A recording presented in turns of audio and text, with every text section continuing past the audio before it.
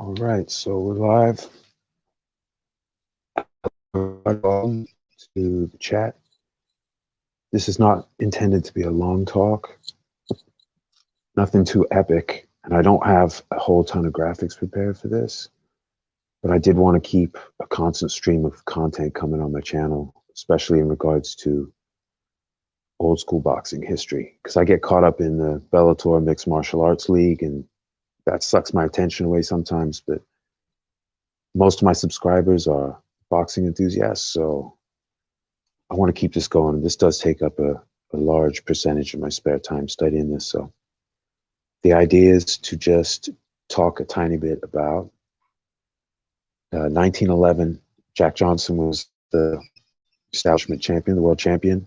Sam Langford, Sam McVea, and Jeannette from, down on the bottom there, were all like high level contenders. They weren't necessarily like, okay, so this is pre-rankings era, so there aren't rankings. So what I'm going to do is, in general, I just go by the boxing librarian's top 10 heavyweight rankings for this era because there's no other authority on it. No one else has put in the work. So although these three weren't necessarily year to year, 1, 2, and 3 in some order, they were consistently among the top contenders because other guys had bursts of activity. Just want to give credit where it's due. I don't want to give a oversimplified idea of this era because lots of guys are doing work. So you can see here, these are the year-end rankings. 08, Langford's, the top contender, and Jeanette's in the middle of the pack. Following year, Jeannette, Langford, and McVea, they are 1, 2, 3 in the contendership. And then at the end of 1910, leading into basically the season we're about to look at very quickly, Langford's top contender, Al Kaufman, it's number 2, but McVea and Jeannette are both in there, middle of the pack, top 10, I should say. Hold on, we got a couple comments before I go on. Oh, Andre, what's up now? 86 Boxing. What's happening, fellas? This is somewhat improv. I scheduled this yesterday, but I'm kind of winging it here. I don't have a lot prepared. I had a lot of stuff going on. But I love talking to everybody, and I learn a lot from these, so we're going to do it anyway. Rodolfo, it's hard having two passions, random. I want to discover more music, but at the same time, I want to learn more about boxing. Hope it's been good. Yeah, everything's good, man. I understand I understand that conflict. I've had several similar things over the course of my life where I had to choose between things. I used to be very passionate about the visual arts, painting and drawing, and as well as music. I kind of had to pick one. I went with music. For me personally, I couldn't really split my passion, but with fighting, I focus on Bellator, but I've been following that league since mid 2014, so I kind of know what's going on in general. I have a lot of existing knowledge, so it doesn't take too much to follow it, but it does when the fight time comes. I'm all over it because they're at the point right now, a lot of these guys, I might have seen all of their pro fights. They might have all happened within that league. Even they bring people up from scratch. So for instance, the 145 pounds champion, AJ McKee, well, his first fight wasn't aired live. They've released it since. It was a dark bout in the, I think, postlims, but he's had, his whole career all the way up to title level. And now he's the top pound for pound fighter in the company, all inside Bellator. So I get very excited, but then I can detach myself because I kind of know the background. So anyway, I'm starting to ramble talking about Bellator. Let's get back to the boxing. But point being, I want to keep doing boxing stuff because this, and I've got a lot more coming, but this is, I'm all over this in between. There's no Bellator for a little bit, so I'm all on this. So here we got the rankings. So what we've established is like Langford, Jeannette, and McVea at this time are top tier heavyweights. They were having busy seasons, consistently having busy seasons. So I'm going to jump. I'll come back to any comments that pop up. If you guys have any stuff or any corrections, part of the delay, I apologize for the delay, but I had a really bad typo in one of the graphics I did, the main graphic I did, that would have looked horrible. And so I had to go back and do that stuff from scratch. We got one more comment. Oh yeah, let me put this up on the screen just while we talk. 86 Boxing with the videos. Go check out 86 Boxing. You know, and you guys, I know sometimes we forget to, but go ahead and find each other, subscribe to each other on YouTube. You might already be. I need to get on that myself. I need to jump on the computer. I'm on the move a lot, so I do a lot of this stuff from my phone. So anyway, so those are the rankings. Jack Johnson is not very busy at this time. And there he is on the left, looking very smooth, very dapper. Look at all these guys looking sharp. The idea that people were just broke asses and starving waifs in this time, that's crazy, man. Boxers could make good money. The question was, how many years could you sustain yourself? Could you sustain the kind of schedules people fought when you had to get that live ticket money? But anyway, Johnson is coming off a gigantic fight the year before against the former champ there in the bottom right, Jeffries. So he's got money. He's living life. He's probably racing cars, doing his thing. Johnson's living it up, but he's also having issues because, you know, the establishment was very much anti Jack Johnson being the guy. But the perfect situation is that somebody beats him. So the ex-champ is going to fight him. This is a massive fight, fight of the century or however they build it. Again, I'm just kind of winging it here. I got a few graphics. I'm just going to, this is after the time I'm studying most intently, which is like 1900, 1905. But I started doing the live footage analysis for one of the three fights that's surviving of Sam Langford's, the February fight in 1911 against Bill Lang. So I kind of jumped into 1911, and I just wanted to make this observation about these schedules because it's crazy. So we got these four guys. If you look about the general years 08 to 15, when Johnson was the world champion, which followed being the colored heavyweight champion, he was already a champion, but he became the guy.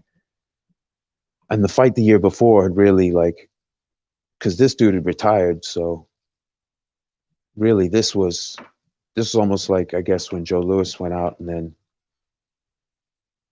he until he came back, you know, there was still question about who the guy was, who the real man was, and they had to. So this fight for Johnson was almost that, but he made a ton of money. So he was kind of chilling for a variety of reasons. This right here is what Langford, Jeannette, and McVea did that year when Johnson did not fight. So this is 1911. Jack Johnson has no fights. They do this. This is the work they put in. I'm going to leave that up. The typo I had was at the very top line, top left, January 10th. I had Jeannette defeats Langford for some reason. So I was like, no. I can't have that be the typo of all typos. Xavier the boxing nerd. What's up now? Andre Rodriguez. Jeff Clark was clearly on fire in 1909, 1910. Man, Jeff Clark is a hell of a fighter. I need to study him more, but I have looked at him because he fought so many notable people, and he was notable himself. He was a popular fighter, especially in his region. A lot of these guys, you know, people like to cheer. They're loyal to the soil, so a lot of people, they cheer for their guy, their local guy, when he's fighting at a national or international level. It's not always the case, but a lot of time, unless the athlete gave the fans reason to not like them, they were generally by default that you cheer your own guy. Oh, Eubanks fighting. What's up, Bruce? Well, thanks for coming by, showing the support, Bruce. It's a busy life. I'm just rambling here, just talking about busyness. But have a great time, man. Thanks for showing the love. Oh, 86 Boxing just did a video on Old Chocolate. George Godfrey, tough fighter. Cool to see him take on Sullivan. Canadian, if I'm not mistaken. He was cousins with another fighter. I just can't remember who it was. But Godfrey, yeah, he hit that like button. But Godfrey, yeah, I'm not going to try and speak on it. Go check out that video. All right, Bruce, peace. See, this is awesome. Xavier, the boxing nerd. I'm doing these records for their Wikipedia articles. Yeah, having accurate and substantial records on Wikipedia is gigantic. Because a lot of people, they It's a site they know. But, you know, because Wikipedia people can edit, you know, you end up with different stuff. So someone going in, putting in that work, that's fantastic. I commend you.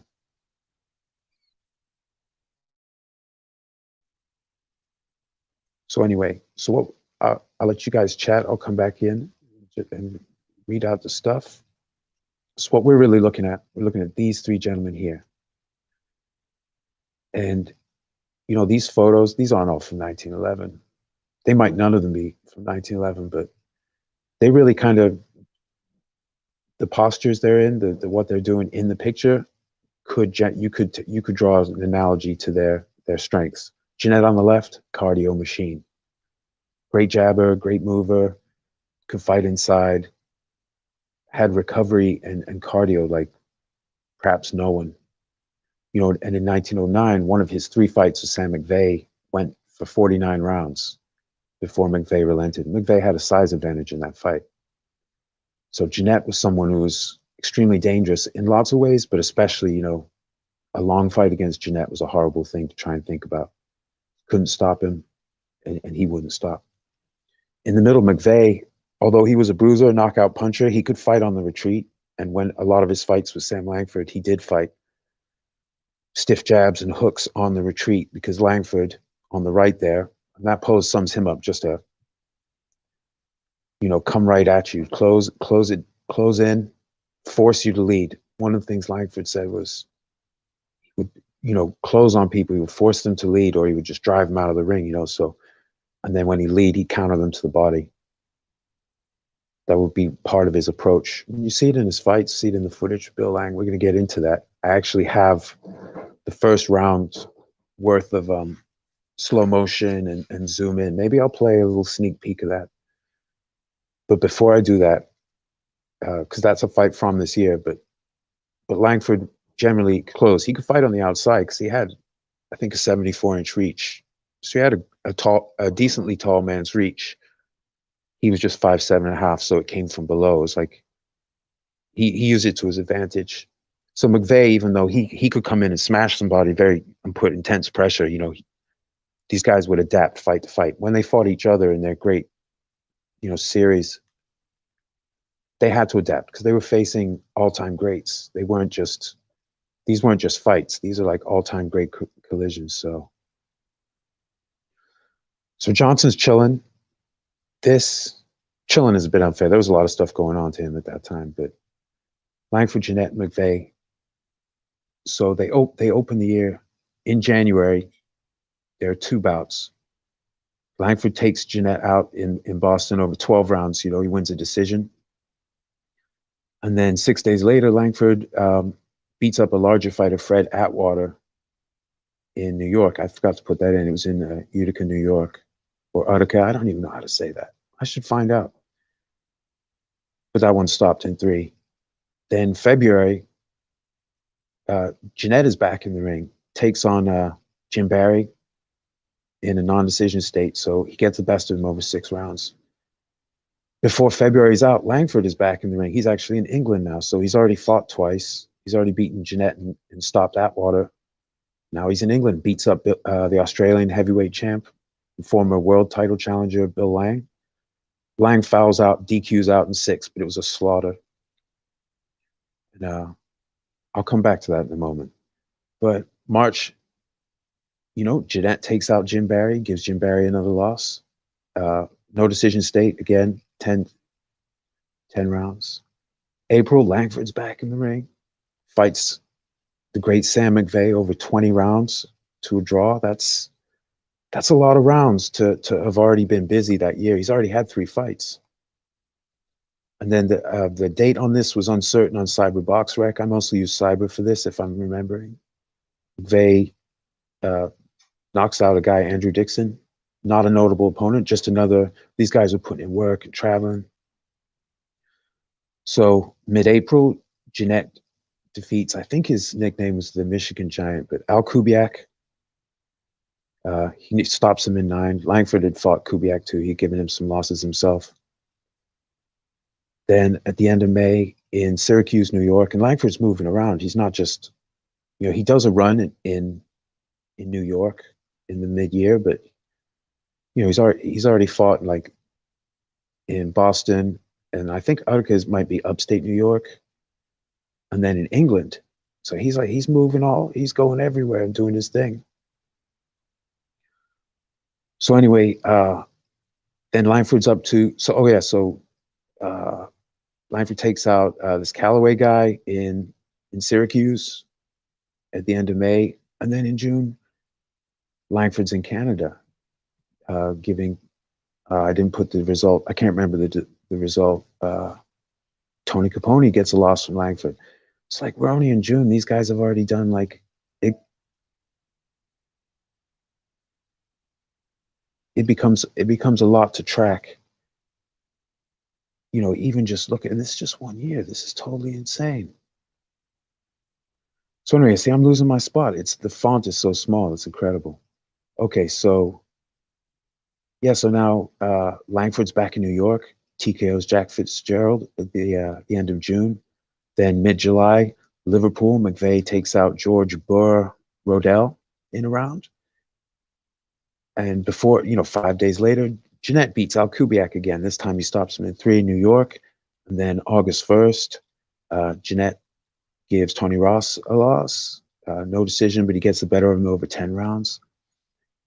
Man, in August, there were like 7 fights in August?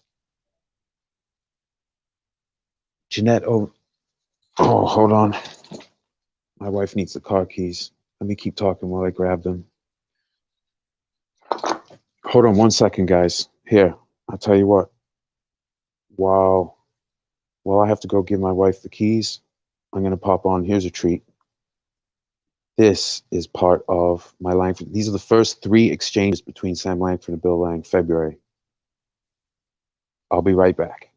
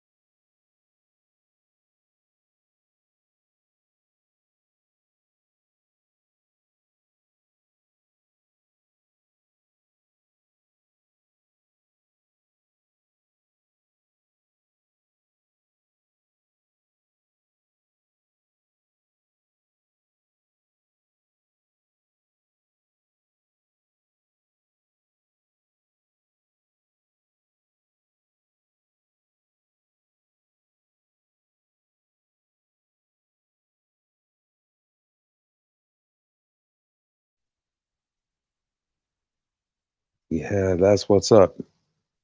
Sorry about the short delay, folks, but yeah, see, this is how I'm going to do with every exchange in the fight. I'm going to zoom in. We're going to look at We look at his footwork, his positioning.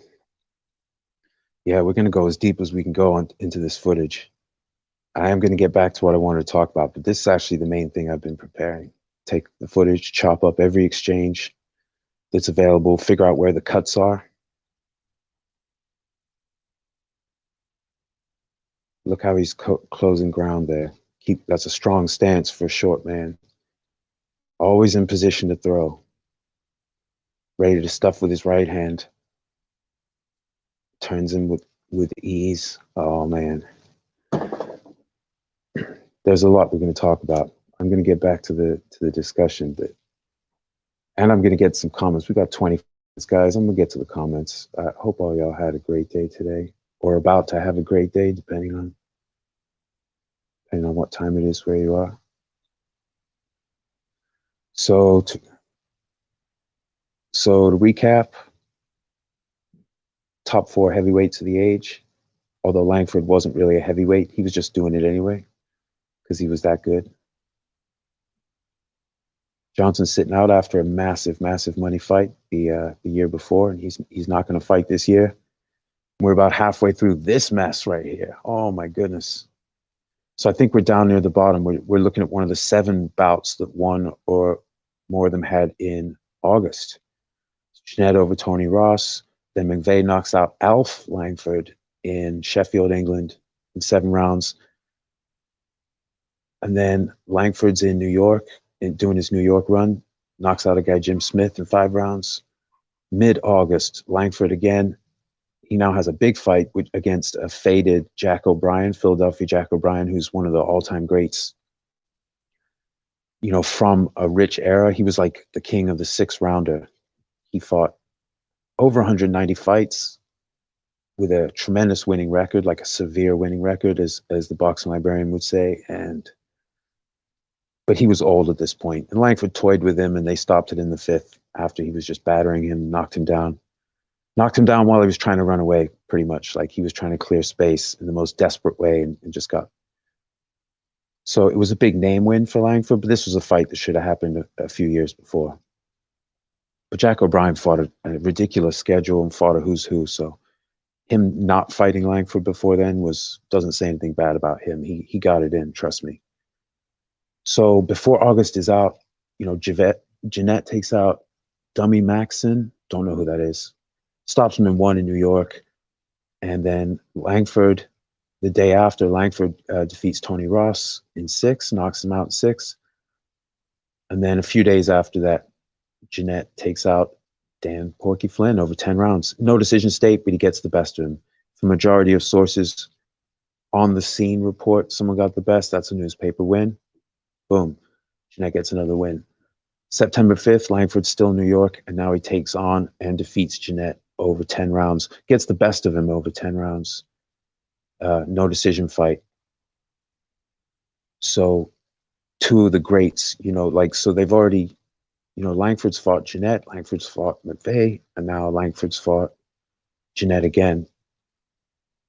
And then in September, McVea is in Australia and defeats Jack Lester over 20 rounds. I think that was for the Australian Heavyweight Championship. And then early October, Langford stops Tony Capone in 3. See, this is like exhaustive. This is just 1 year. It's totally crazy. I'm gonna see this through. I'm gonna read it through, and then I'll go to the comments. I promise, guys. So at the end of October, McVea now defeats Bill Lang, and where Langford he fouled out in 6, McVea stops Bill Lang in 2. And that's also, I think that's defending his Australian Heavyweight Championship.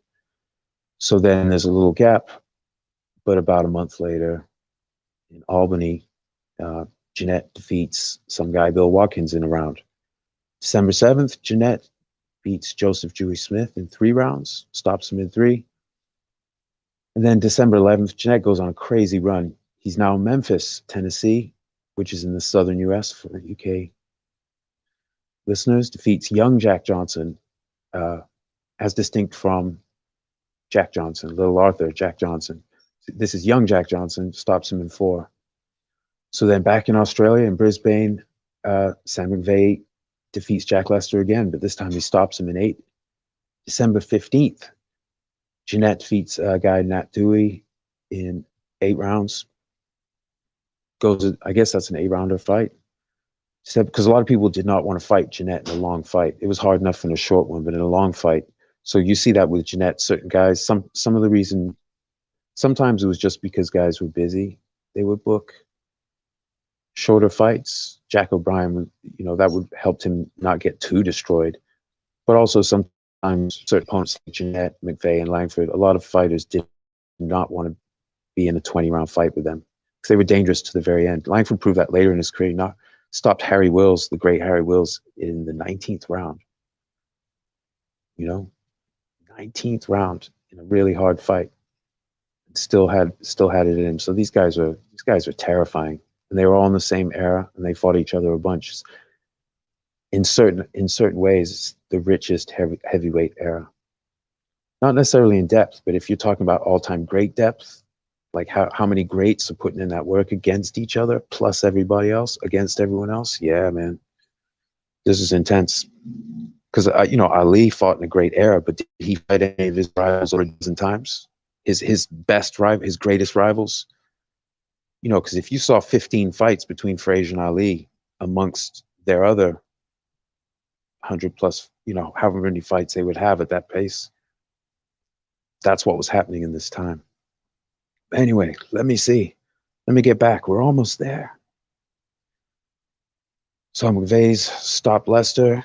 Jeannette's jumped down to Tennessee, beating Nat Dewey. Then over in Memphis, Tennessee. So Jeannette does a little 2-fight run in Tennessee. He stops Al Mitchell in 4. And now that's in December. Then December 21st, Jeannette defeats Topeka Jack Johnson. So he's beaten young Jack Johnson. He's beaten Topeka Jack Johnson, stops him in 3. But he can't get a fight. Now that he's in his prime, he can't get a fight with Little Arthur, like the Galveston Giant Jack Johnson. No one can. He's not fighting. So these guys are putting in enough work to make my throat all dry. Just trying to read it out. We haven't even talked about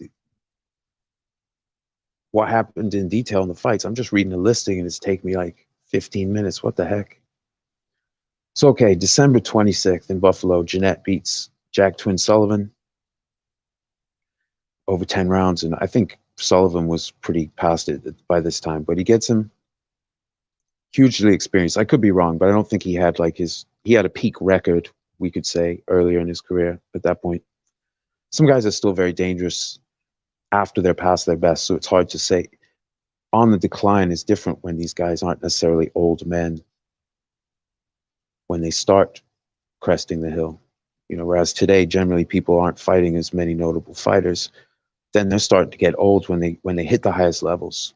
So you see them go on a string of losses and retire because they are physically older and have made money. And in this time, people would get losses. You learn from losses. People would lose early in their career. Langford had a number of losses by this time, but he learned. And he was arguably the best in the world. Certainly these 3 guys were vying between them to figure out who the best active heavyweight in the world was, with Johnson out this year.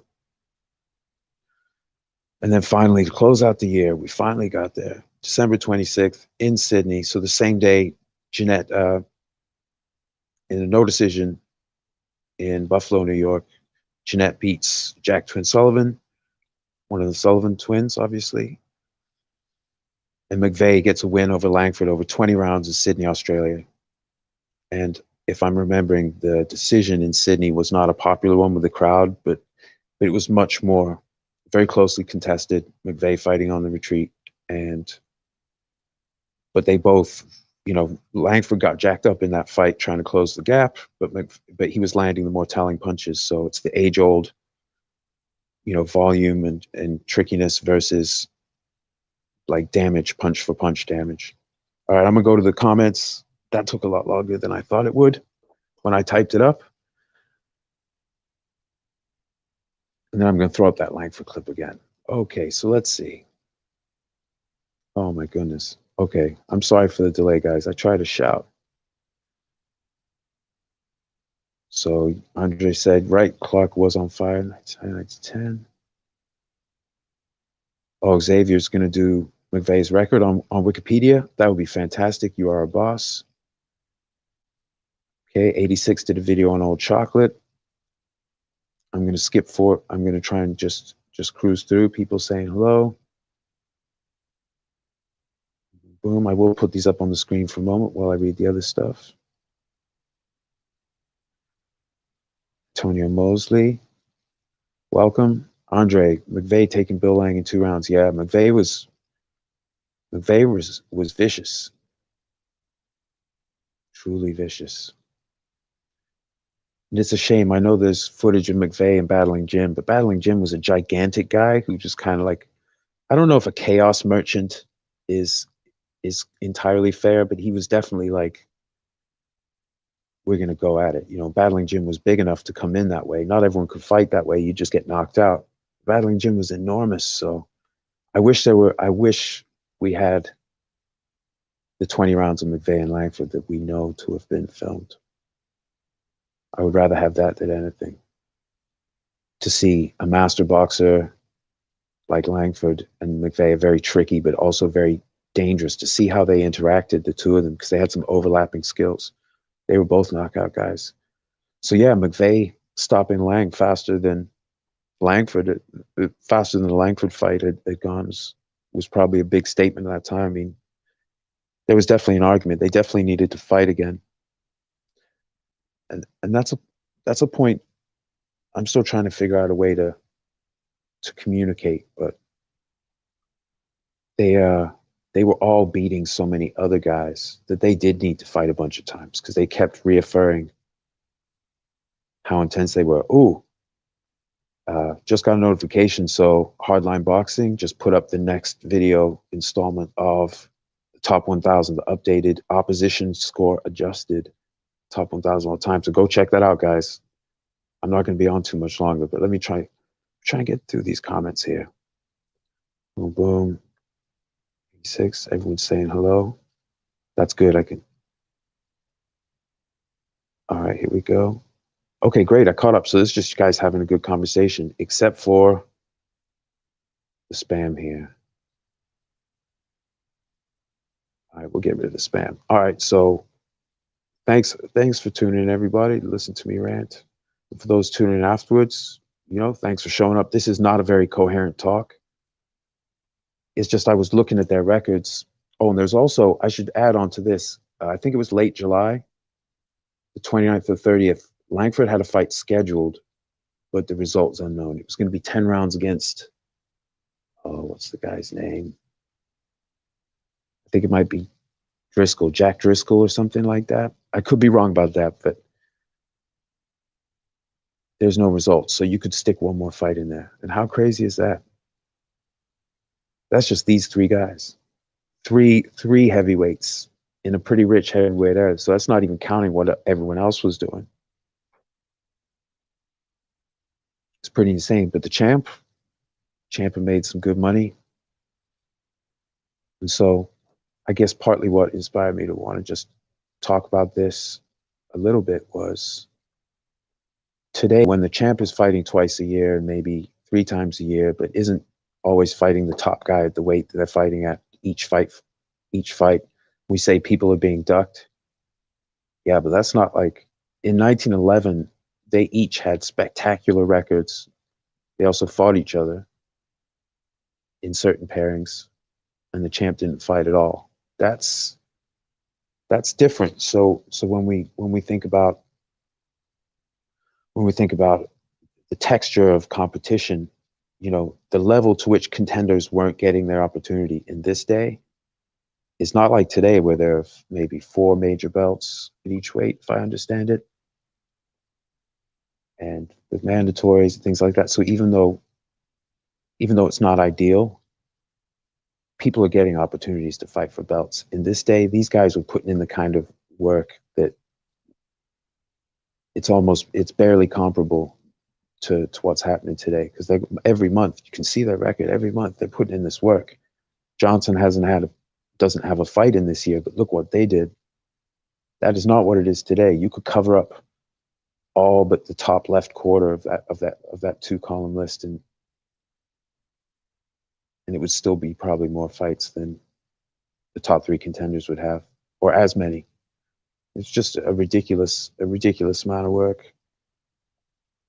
And that's why I wanted to talk about it, because these are all-time great heavyweights. Langford is an all-time great at several weights. He was a lighter fighter, but he you know, in this time I think he was fighting he was floating between 160 and 175. Not every fight has a listing like, say, on BoxRec where they were weighed, but he's floating around a little bit during the year, probably depending on his travel, how hard the camp, you know, what kind of camp he put in, if he's drinking a lot, who knows. For all three of these guys are monsters. They weren't monsters like, oh, he looked good in those 2 fights last year. They were monsters like this. This is monstrous. They were putting the hurt to so many people. Then they would fight each other in between that. So they're proving themselves elite against, you know, basically, hey, I'll fight anyone, I'll beat anyone up. But then they're also having these epic fights between themselves.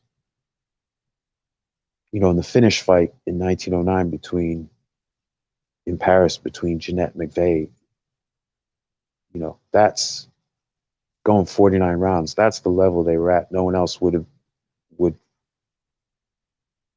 could make it that far with either of them.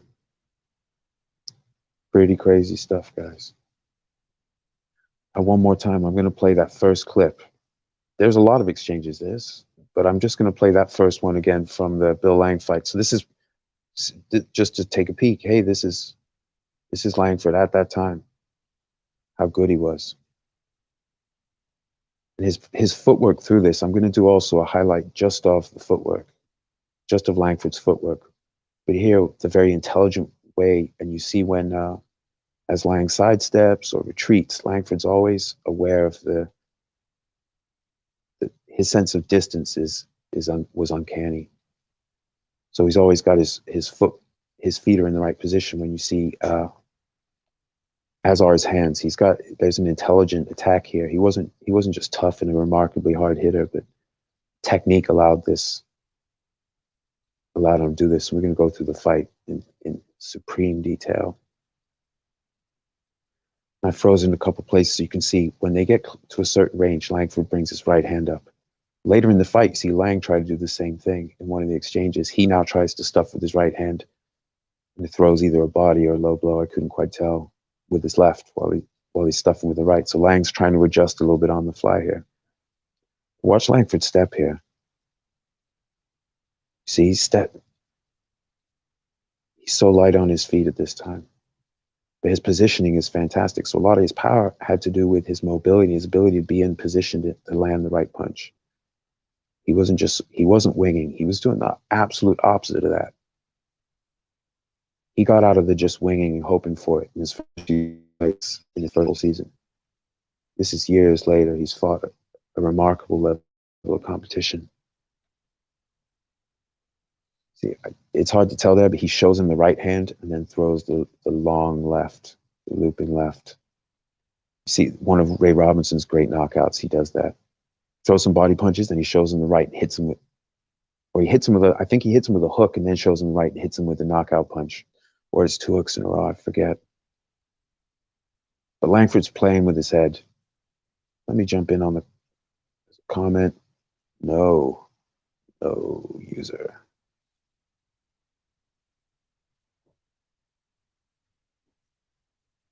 Okay, there we go. Sorry, I just had to get rid of the spam. Obviously, folks, if you see any kind of like weird account with stuff, don't put that together into a web address and think it's anything but anything but good. We all know that. So anyway, so this, I'm going to go, the next major video I've done a 3-part series on this fight between Langford and Lang, February 21st, 1911, as part of that insane 3-way series between him and these guys, Jeannette and McVea. But I'm actually going to go, I'm trying to decide if I should do a live on each of the 3 rounds that we have, condensed versions of the 3 rounds, or try and do the whole thing in one. But I'm chopping it up three exchanges at a time. Here's a sneak peek of here's the 4th exchange. There are a lot of them, so this isn't really giving anything away. Lang lands a hard left, but watch Langford cut the ring off. Look at this. He's threatening him with position. He's always in position to punch, which partly explains how he had so many knockouts in his career. So it wasn't just his build. Look at that. As he threatens there, he's in perfect position to land like a power left hook. And so Lang, even though Lang's very mobile, he's having a real difficulty. But anyway, I'm not going to play that whole thing. So now you've seen the first 4 exchanges in detail mode. But I'm also going to have a highlight just of the footwork, one of just of what he was doing with his hands. We're really going to go into the most extreme detail. This would be sort of the finale on this fight. Or maybe there'll be one more about the aftermath. But at this time, you know, you got 4 masterful boxers, but the champ isn't very busy for a variety of reasons. So these 3 guys are putting it in. Other guys are having good schedules. They weren't the only ones, but they were extreme examples. Year to year, they consistently just get it on. And that's partly how these greats of the earlier era end up with these gigantic records. They pack in a lot of fights. And so today, where you might see if someone takes a softer matchup, because I see it on Twitter. I don't get involved, but I see it on Twitter where, you know, oh, this guy's taking a softer fight. We want this other fight. I mean, that's common. But at this time, they did beat up a lot of people in between fighting the major fights. But it all happened in a very compressed manner. And it's a live show. So, you know, so the way they're making money. Now, Johnson, he's big enough to be able to make money multiple ways. But really, Langford, McVea, and Jeannette, they got to go beat people up, or they got to do like talking appearances and things like that, or theater appearances in Langford's case, to get paid. So they fight an awful lot. So they prove themselves the best of the rest. Then they also fight each other. The difference of how 1900s boxers dress compared to now is night and day. Yeah, that's right. And I do laugh a little bit when people I guess people haven't really looked back, or they're just going on what they heard from somebody who may not be a good source. But when they try to give a sense of, you know, where they say, well, competition back then wasn't as fierce. These guys were all malnourished and this and that. It's like, you know, it was plenty publicized at the time. Some of these guys struggled to keep their weight down because they did make money. They had opportunity to eat whatever they wanted. They weren't all walking around broke. They might have finished off broke when they weren't at their peak. So their schedule dipped, or they didn't have as much in the way of purses. But this time we're talking about, all 4 of these guys are doing well there. So I think, you know, that I like to use these photos in suits. You know what I mean, Antonio? Like, just because they're not like, it's not like they're walking around in rags. These guys are celebrities, celebrity athletes, and known as serious people. So just a very interesting year in general. They had swagger. They definitely did. I'm gonna stick the comments up. I'm a little scattered. The whole thing with the typo last minute threw me off. A couple of things I won't get into threw me off. They did have swagger. I'll leave that up for truth. So yeah, I'm thinking probably 3 or 4 days from now, I'll do the finale of the Langford versus Bill Lang footage analysis. And that'll be, because there's going to be, oh my gosh, I won't tell you how many dozen exchanges there are, but going 3 at a time, it's going to take a while.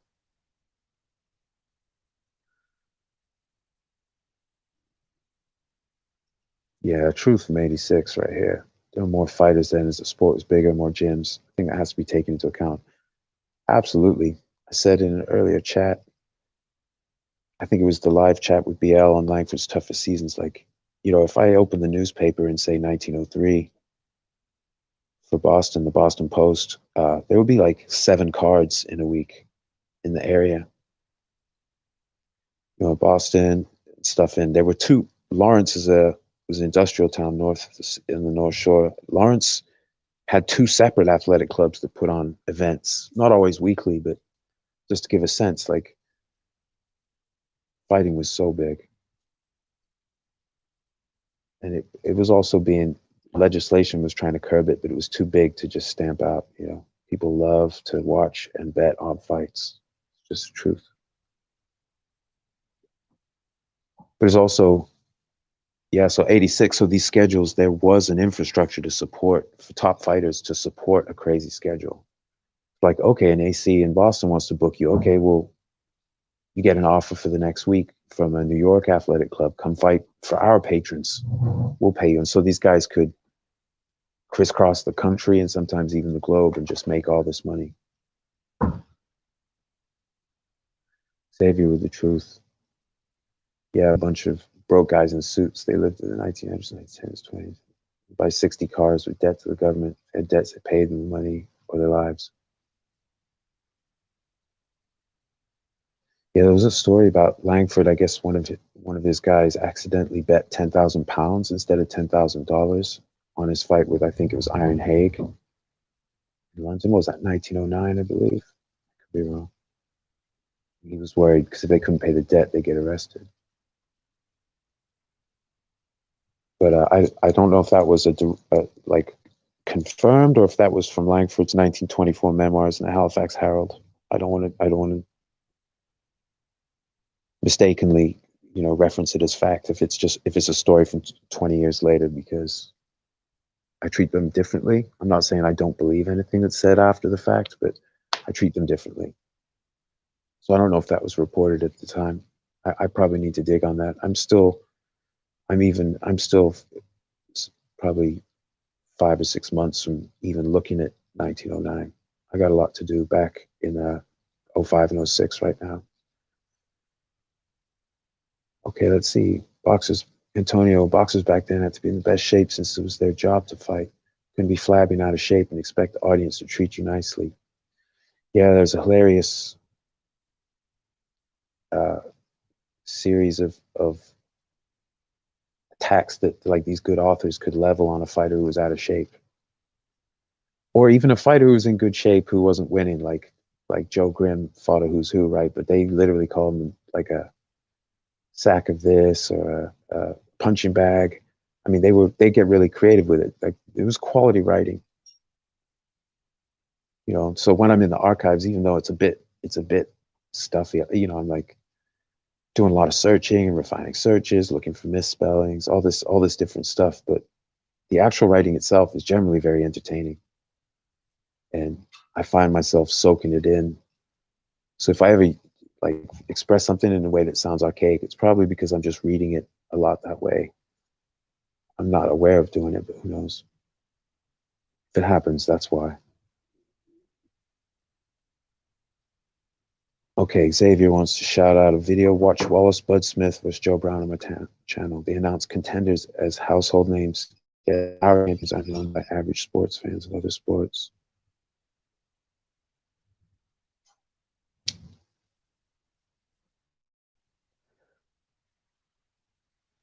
Oh, hold on a sec. So watch Wallace Bud Smith versus Joe Brown 3. Okay, we're going to have to check that out. Boxers then want to be gentlemen and warriors. Honor boxers want to be rappers or drama queens. Singers would go to the boxers, not the other way around.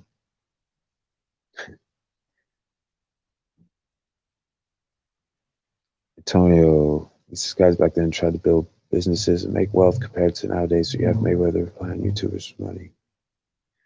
Yeah, it's different. I mean, the opportunity to make money, I sometimes wonder if the guys back then had the opportunity to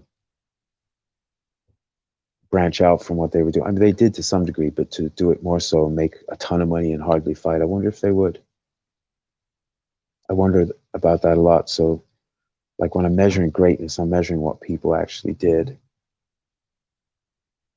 in context, but the fact that they had to fight a lot to make money, I don't count that against them because I'm measuring how much they fought and who they fought.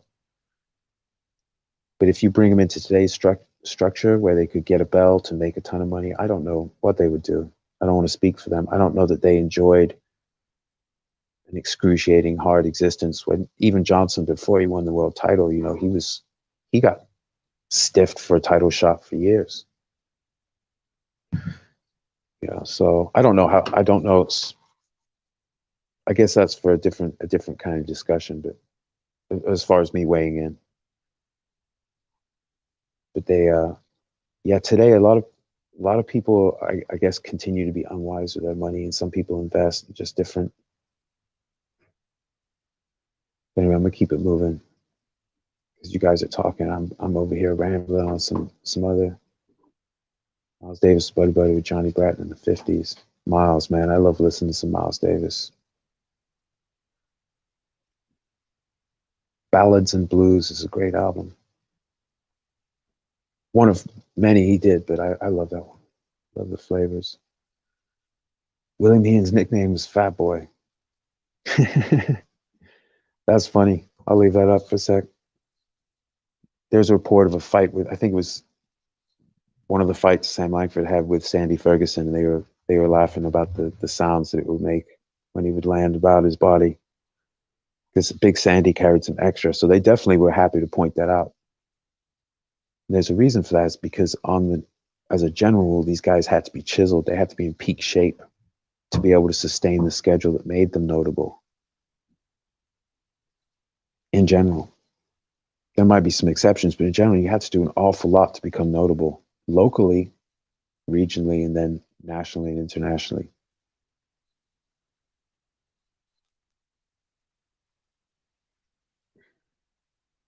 Yeah, that's a good point, Antonio. I think singers would make songs for boxers back then. Nowadays, it's very rare, if not at all. Yeah, home studios too have changed the music business. Like it's much more empowered. Artists are more empowered to do their own stuff, and for other people to set up to help other people do stuff. But maybe there's just a wave of noise, so it's a busier time now. But there's in music, but there's less all-time great stuff happening. I'll just put it that way. Oh wow, I didn't know that. There's no Xavier says an old gospel recording from the '30s about Tiger Flowers become middleweight champion of the world. Wow. I have to imagine a lot of these fighters weren't getting a fair shake as far as pay given the time. Yeah, you know, the purses were escalating, and the guys kept a kind of schedule where they could make a lot of money. I don't know. Langford said that he was splitting 75-25 with his manager. His key manager. He later they separated later, but his Joe Woodman, that he was giving him 25%. But yeah, of course, whoever's promoting the event's trying to make a profit margin. I mean, right now under the Ali Act, boxers have a lot of rights. And before the Ali Act, the Professional Boxing Safety Act, but before that, you know, it was tough. Even up into more recent decades, it's tough. Once you had that, now they have a lot of rights, and so, you know, today it seems like boxers are really choosy, but they're really living it up compared to previous eras. You know, let's see. Let me keep it going here. Between these references backfires, imagine those of color in general. I'm certain stipulations like getting a fraction of the purse if the fight didn't end in a knockout. Yeah, or just getting fraction of a purse. Exactly. Like supposedly Langford, when he found out he was only making like whatever, about 25% of what Jim Flynn was making in their first fight, he just blew him away.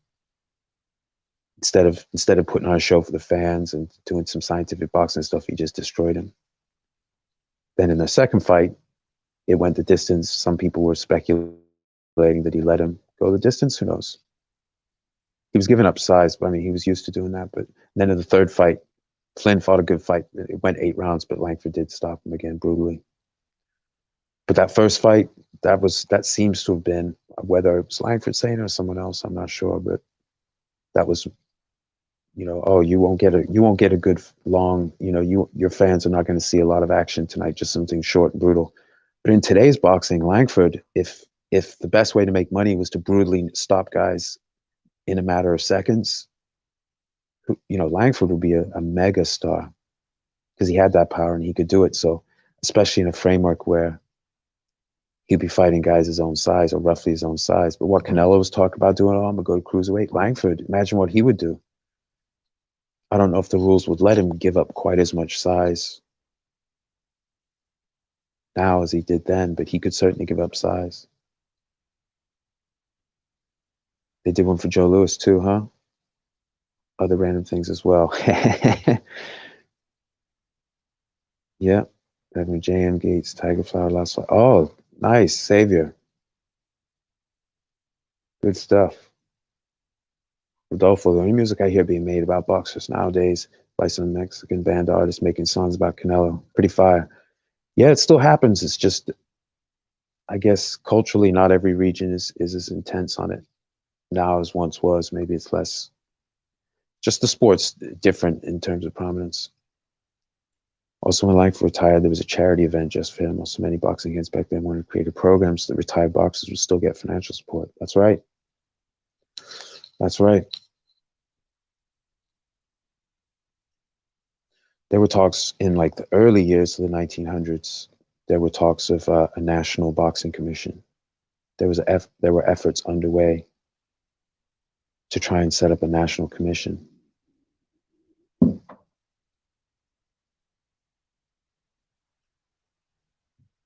Yeah, some of the struggles go all the way back. So that's partly why I try to be understanding in how boxers take advantage of the Ali Act protections to maximize their money. Because MMA, the fighters as a whole, at least in the main promotion of the UFC, where that makes most of the revenue in the sport, that the pay split is god awful. It's like 16%, something like that, to the athlete. The rest goes to costs and the profit margin for the corporate overlords. So, if you put the Ali Act in MMA, which is what needs to eventually happen, then the split will almost switch places. And maybe the promoter can get 15 or 20 if they're lucky. And the athletes will take home most of the money because the other guys getting in fights. They should get most of the money.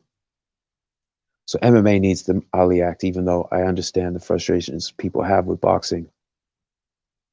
Try being an MMA fan. There are practically no unifications between same weight belts in the sport. There's one notable exception. Bellator and the Japanese League Rising unified the bantamweight lineage, but it just doesn't happen. And there are contracts that keep. Yeah. Well, the UFC revenue gap is between it and the rest of the sport is ridiculous. The talent gap in the company is they have the best overall roster, but they don't have all the best guys. But in the revenue, they have a gigantic chunk of the revenue. And they keep most of it. So the athletes in the UFC, compared to say Bellator, which probably has a 10th of the revenue or a 9th of the revenue, but the pay is more comparable than it should be because the rest is just going to profit for Endeavor, which is the conglomerate that now owns the UFC. So MMA needs the Ali Act, and the promoters can figure it out. Too bad on them. They're not getting in there fighting, and the fact that other companies like Bellator has a closer revenue split, closer, not at, but closer to the level that boxing does with the athletes. But I don't want to have to trust somebody to treat the athletes right. I want them to have to. So the whole sport needs the Ali Act.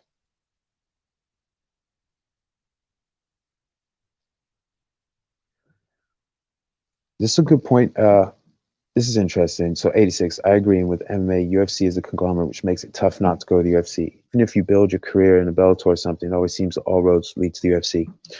Well, I would say that was true when they were buying up the rest of the industry, and for a few years after that, they were the place to go. But it's a little different nowadays because there are a lot of.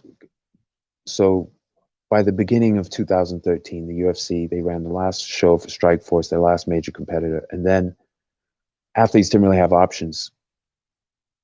Year and a half later, the founder of Strikeforce, which was the other main American promotion, talented revenue-wise, he came back, he took over at Bellator, Scott Coker, and that changed things a little bit because, you know, Viacom CBS owns Bellator, so they keep a smaller roster, but they keep a comparable pay scale absent the largest of the UFC's pay-per-view stars. But because there's no Ali Act, so I don't know if it's changed. But in UFC, the first at least couple 100,000 pay-per-view buys, you don't get any money of that as the athlete. Then from maybe 200,000 to 400,000 buys in that range, you get like $1 or $2 a buy. It's not like boxing where the athletes are like, well, I'll take 60% of everything and you take 40 of everything. Pay-per-view points are a joke in MMA. They're pathetic. And so another reason the sport needs the Ali Act, because it gives them leverage and contracts can expire and there's no champions clause. Fighting out a contract in MMA is difficult, but it has changed to where there are other options, like AJ McKee, the 145 pounds champ in Bellator, just won $1 million tournament. So he got his purse for the 3 fights in the tournament. Oh, was it a 16-man, I think.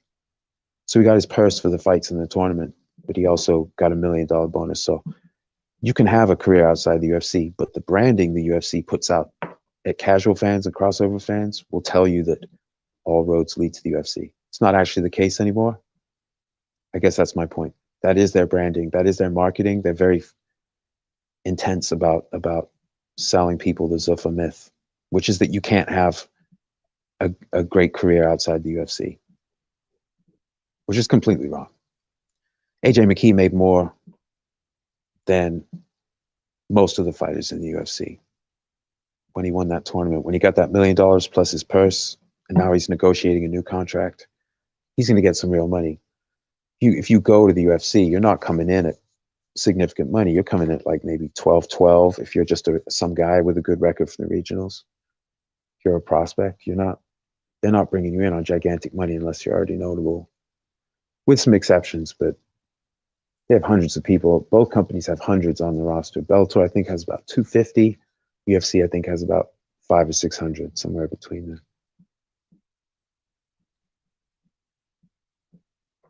David says, that's true, but that's always true.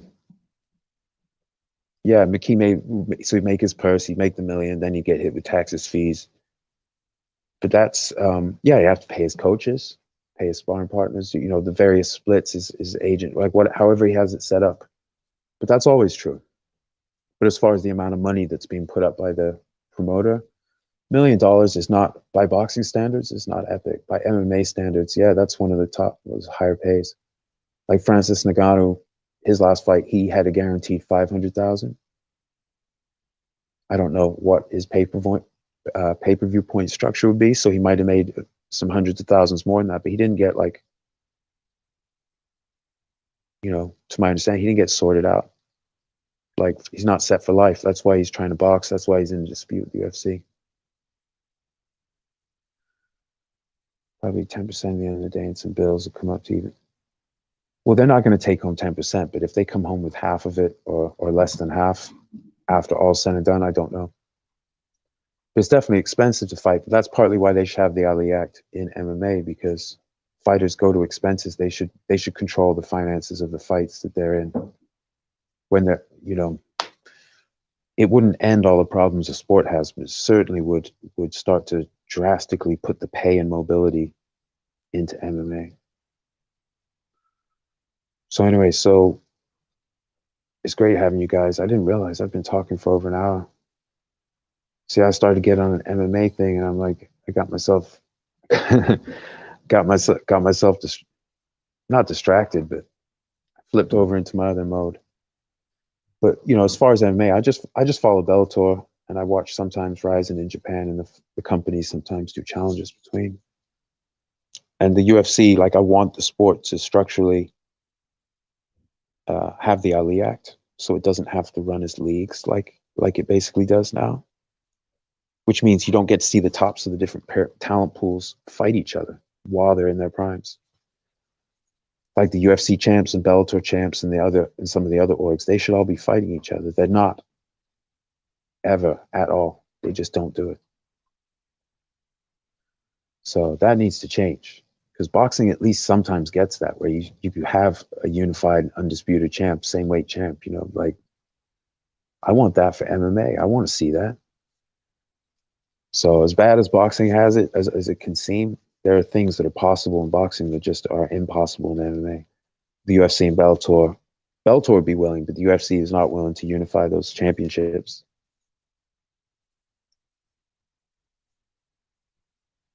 But let's talk about, you know, so Johnson's sitting out for a year and these guys doing stuff. Like no one's being ducked like this. But there are always problems. There are always structural problems with prize fighting. It's a difficult thing. You're not talking about teams. Team gets old and retires in prize fighting. So, but the amount of work these guys were doing, like this is part of why I enjoy studying this so much. The texture of the time.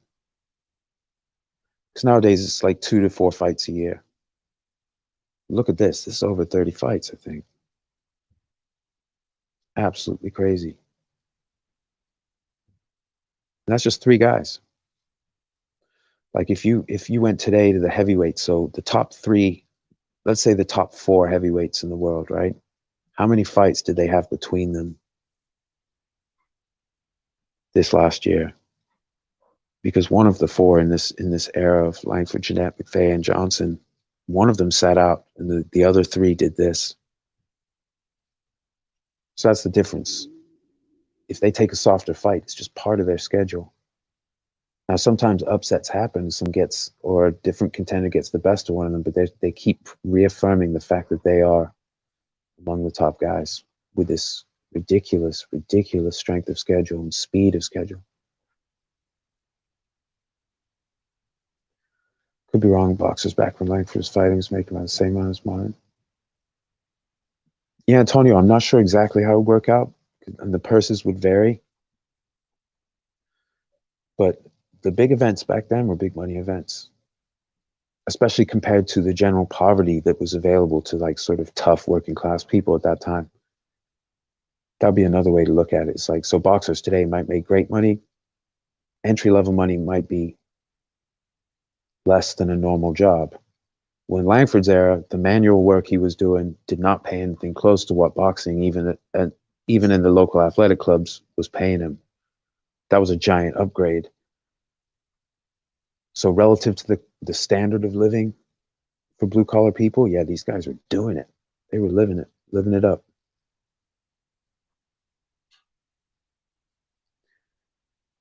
Yeah, that's right. And you know, what do they get paid compared to like just working a job? You know, that's part of the thing too. There's lots of ways to make money today. And so just, you know, for people who are thinking of fighting for a living, there are a lot of other options that don't involve, and there are lots of places you can just go train recreationally. Talent pool is a little different. It's just changed. I am glad though that fighters can, at least notable fighters, get a more, they have better bargaining power today. But yeah, like just getting into it, just having some fights, it's not good money. I know in MMA, you know, people it cost them money to be an amateur, and then when they turn pro, it's like you're basically asked, well, can you sell tickets? We'll give you a cut of the tickets you sell out of your hand. So, or on social media, of course. So it's different. So fighting at the lowest level sucks. Back in this day, fighting paid more than manual labor, paid more than like, which is why so many people wanted to do it. It was a way out. A lot of these great fighters, you know, what would their life have looked like if they didn't turn to boxing?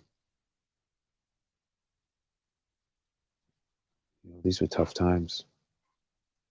It's like Jack Johnson there. You know, boxing changed all these guys' lives. Jeannette. Here's Langford. This is, oh, it's cut off. That's him and Jem Mace. Great from an earlier era. But I love the suit he's in right there. So, you know, like a lot of times when we see fighters represented, we see them represented like this. So just the way people associate them, they're always in like, oh, look at these. Well, he's not in an old timey pose there, but oftentimes like, oh, look at these old timey poses. And these guys were like, they don't realize that boxing was a good way to make money. Like maybe it wasn't always true, but at this time, that's why so many people wanted to do it.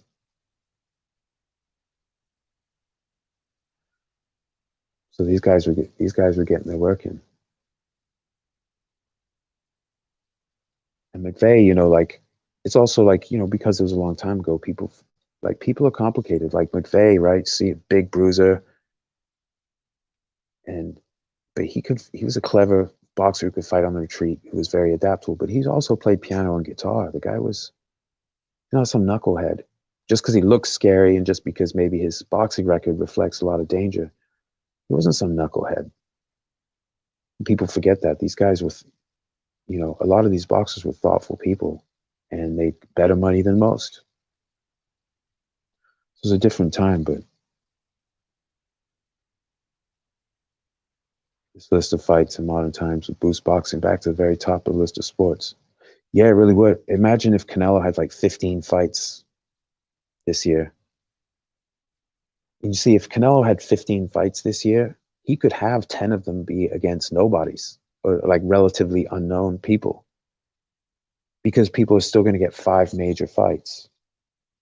So yeah, it would be incredible. They'd be like, holy cow, Canelo's like winning over a fight a month. 86 says, Jem Mace hosted a tournament in Australia, which is where Bob said, really, Ruby Rob got his start. The Jem Mace tournament. That's fascinating. See, 86, you are awesome. Please shout out some of your video content in the chat. All you guys, if you're doing something, positive on boxing history, you can always put it in my chat. I don't consider that spam. At least you regulars, the people I know. You got we who are always talking. That's cool. So yeah, 86. You can go ahead and reference whatever you want. If you want to point someone or drop a link to something you've done, feel free. Xavier says, it's so sad reading about battling Siki. Every article I find from this time has to call him some racial slur, primitive mind at some point. Yeah, and it's really sad, the language that's used. And some of it is viciousness in the part of the writer, and some of it is them being cowards and they're just playing to the audience. They're playing to a racist audience who are reading the paper, which maybe skews to more like, and it's hard to, and that's the thing, it's hard to tell what someone's doing. If someone's being derogatory, whether they believe it or not, they're still doing it. They're still trying to affect someone's reputation by being dismissive.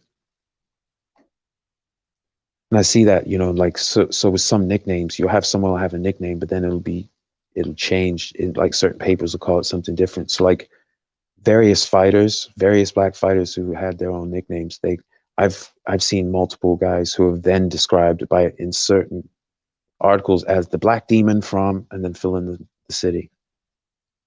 Langford, the Black Demon from Boston. Young Peter Jackson, the Black Demon from, well, I think it was Baltimore. Joe Walcott, Barbados Demon. He was the Barbados Wonder. But they were just like, oh, you're a top level black boxer. Yeah, we're gonna throw the demon in there. It's sick and it's insecure and it's embarrassing, but it's part of the history. So we don't have to it's not an attack on people today to discuss these things, because it's it was the time, and it is embarrassing. We should know about it so we can see echoes of it when they try to spring up nowadays.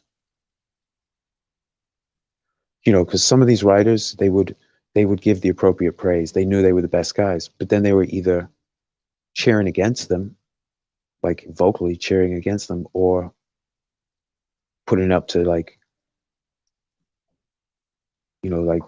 still using slurs, like so they just won't, like they have to mention, most of the times, I should say, at least in the early 1900s, they have to mention if the guy's a colored fighter. They had to draw that distinction in there. They wouldn't just use his, sometimes that wasn't the case, but a lot of the time that was the go-to.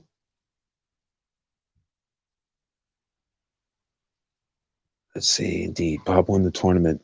There are actually two. He won on separate occasions. Fantastic. Gem Mace. 86. You have some stuff on Gem Mace? I would love to check that out. It's before the time I'm studying, but I'm definitely open to doing so.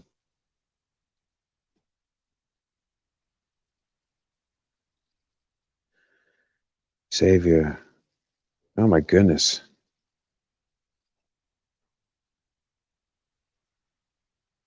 Yeah, it's horrible, Xavier. I'm not going to put that on the screen, but it's in the chat, folks. Yeah, and with Langford, I remember around the time he beat up Bill Lang, people saying like he call him a caveman and a throwback, like they wouldn't give him, while at the same time praising his skills and sense of timing and distance, but still like just a very insecure time.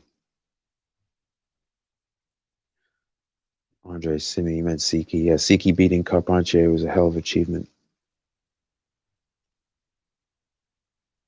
Antonio, does Joe, Langford, and McVea look malnourished? Nope. Guys are in great shape. Yeah, these guys had to keep their weight down. They had to get that at their fighting weight. Especially, nowadays the gloves are larger. There's less rounds. If you're like, for instance, if you're Joe Jeannette and you're preparing for a fight this year in 1911, well, you're coming off fights, and unless it's the end of the year, you got fights coming up. So you have to be in real shape. You can't just be kind of like, oh, I'll get through this and then I'll go back to being fat. These guys didn't stop. Now, Johnson took this year off. But earlier in his career, Johnson did this too, fought a crazy schedule. And, other champion level fighters, because these guys were all colored heavyweight champions, which is the title that Johnson held before beating Tommy Burns in Australia and becoming the world champ. And he ended up being the exception. He got to fight for a world title. Also battling Jim Johnson. Johnson fought battling Jim for the world title, but they, these guys couldn't get a world title fight. The championship they were fighting for, that was hard. That was ridiculously harsh competition for it. White fighters weren't fighting for that title, but as three of the four greatest heavyweights of their era, they were all fighting for it.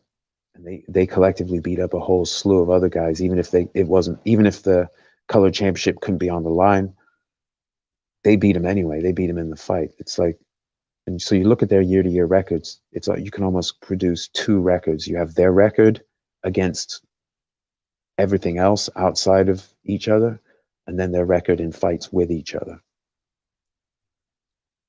where you have greats colliding with greats. Because if you look back through history, if there's 2 or 3 fights between high level, like elite, great athletes, you don't get the same result.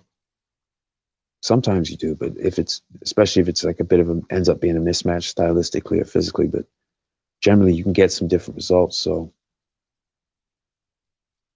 like Ali Frazier, imagine they fought 15 times.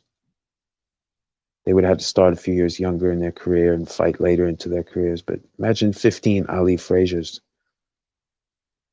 14 or 15. That's what it's like talking about Langford and McVea and Langford and Jeannette, and later Langford and Harry Wills. Also, these guys had series with other fighters.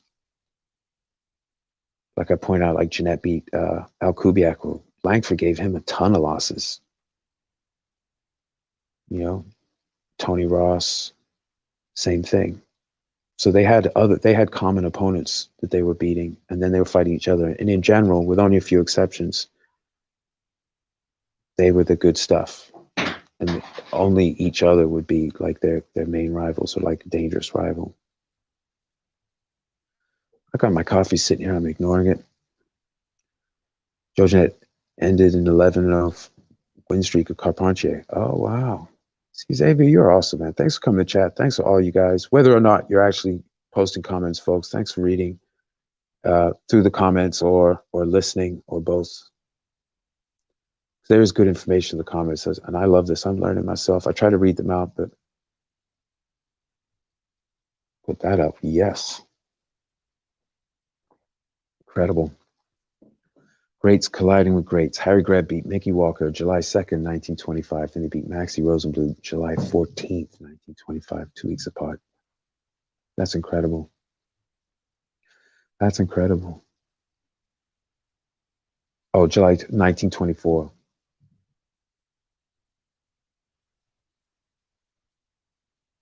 Yeah, these guys will put work in. Greb's another one. Like his schedule. Oh, complete madness. Complete madness. You know, in Langford, I didn't actually I didn't load a lot of graphics for this one, but I do have Langford's 1911 separated out. The photos from 1912. That's when he was in Australia. Here's just Langford's 1911. So he's fought, what? How many is that? So Jeannette McVea, Jack O'Brien, Jeannette McVea. So he's fought 5 times at a what is now a Hall of Fame level. One of them past their prime, Jack O'Brien. But he's fought twice each against Jeannette McVea in 1 year. But as we can see, you know, 4 fights. Those fights, Jeannette and McVea, that wasn't all he was doing. He's keeping a schedule. You know, Bill Lang was Australian heavyweight champion, and it's like he wasn't a pushover himself. But that's what happens sometimes with these old school careers, is the super notable fights get filtered out a little bit because in favor of the all-time great fights, because there's so much to talk about. So I've been on 1911 this last week or two, and you know, I've barely touched on his 1911. I've mostly been talking about that Bill Lang fight, and it's a ridiculous amount of talking. Feeling like I'm talking in circles, not getting anywhere, because there's just so much info. So eventually I got to go back and get back into the details of the early part of his career, but I have been derailed into a very rewarding 1911, dive into 1911. But that's just one guy's schedule. You know, boxing history is full of great single years. Langford had a whole ton of great single years, which narrows it down into a certain pool. And the amount of great single years Langford had, the total amount is almost unparalleled. But at this time, all these guys are doing some work. That was the main thing I want to do. So you have Jack Johnson. So you would say, like, if you translated it to today's thing, you'd be like, well, Jack Johnson's the ring champ. But if you're just stepping back from that and looking at, well, who are the top guys? Well, at this point, they've done so much work. They are the top guys. Johnson has the belt, but they are the top guys. They're the guys, at least during that year, that are putting in the. So at the end of the year, you look what everyone's done. They put in the work. Johnson had the belt. He had the title. He had earned the title beating Tom Burns. He had defended it some. But the gap from Johnson fighting, you know, the ex-champ, they put in a ridiculous amount of fights in between that. So for me, looking back at it, you know, I'm just trying to figure out the greatness. They had the great years. Johnson was himself an all-time great, but a lot of his work happened before he won the world title. And that's when he was fighting these guys, among others. It wasn't just these guys. Johnson fought a great schedule himself. So I think that's partly what fascinates me is in this time, a lot of at least the active boxers, they wouldn't just fight a who's who, they would also fight everyone else. Lots of guys would get a crack at these guys. And now maybe that was because that's how they made money, was the live tickets, the live gate, and purses and side bets. You know, I'm just looking at what happened. I'm not really, I don't give points, like extra points, because it's different today and people don't have to fight as much. Well, that's fine. But that's not what I'm looking at when I'm trying to measure the greatness. These guys were proving themselves seriously great and having great battles with each other at the same time. They weren't just, no one was being avoided. They weren't avoiding each other, I should say. You know, the next year, Hugh McIntosh, the Australian promoter, was trying to get Jeannette to go to Australia, where Langford and McVea now were. You know, they fought at the end of this year, but it didn't happen. And I think part of that was, oh man, it's a lot to get into. Okay, so one of the other fighters that went over there, they were going to try and do a tournament, suggested that the promoter had to post, like, he basically had to post a bond or something on behalf of the colored boxers that were there, and they couldn't leave without his leave. Like, it was like a weird situation. It wasn't something they said directly, but it was one of the other athletes. I'm actually going to get into that. I'll do that a separate chat about the circumstances surrounding, you know, Langford, McVea, and the other athletes that did go to Australia, and the attempts to bring Jack Johnson in and bring Joe Jeannette in. But there was some, because there was some war of the words, but in the end, Langford's manager had to, you know, offer to come in and be deposed, basically to swear that he didn't send any kind of warning over to Jeanette's manager about that. But it became a whole thing. Maybe we'll get into that at some point. I wasn't even sure if to bring it up, because I don't want to bring up something more interesting than what I'm talking about than not talk about it. Xavier, my dates are off. Well, that's okay, Xavier. I can't remember anything. I don't have a good memory for dates. That's why I'm trying to do these. And I hope I didn't miss. I know I left out that July 29th booking for, July 29th booking for Langford, because there's no result, at least on Cyber Boxing Zone said there's no result. So, but hopefully I got everything else on there proper. Ponche fought Ted Kid Lewis, and a few months later he fought Siki. Imagine something similar today. Yeah. Wild stuff. Wild stuff. Okay, so Xavier says July 2nd, 25 beat Walker. July 16th, 25 beat Rosenblum. Wow. Yeah, Grab and Langford both had some of these runs. Like, at a certain point in Sam Langford's 1916, he has a string of fights compressed together. It's just silly. 86 boxing, that's true. Tiger Flowers had a great 1924. Well, that's awesome. See, I need to spend a little more time searching around for some historical material that's not directly related to the era I'm in. I used to do more of it. I just kind of zeroed in more and more on Langford, and then even more and more on the early part of his career. But seeing as 1911 was where the footage, one of the 3 pieces of footage for Langford is from 1911, that kind of brought me into this era. In fact, real quick, let me just run those first 3 exchanges again. It's going to take hours to go through all the footage, even though they cut out. I think it was after exchange. Oh, don't quote me on this. I think it was after the 15th exchange. There's a jump where you can see the ref disappears and then comes in the bottom of the screen, where they cut out probably a minute and a half or 2 minutes of the round. I'd love to see that footage. That's partly what I'm going to do in the long talk is try and point out where the breaks in the footage are. Not necessarily to speculate what we're missing, but just to point out what we actually have. Try and figure it out.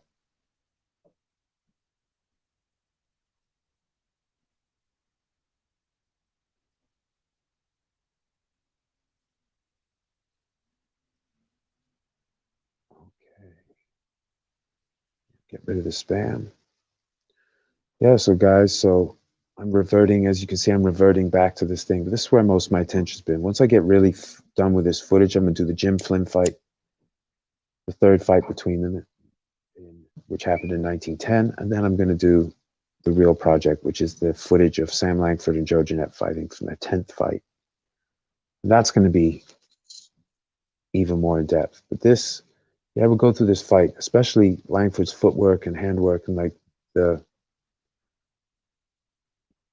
the ways, like right there, he shows in the right. See that? He shows in the right hand and use that opportunity, like Ray Robinson, use that opportunity to cock a left that could be concealed otherwise. He didn't even try that hard, but he's playing with him here. Look, show him the right, throw a left. Lang reads it, circles out.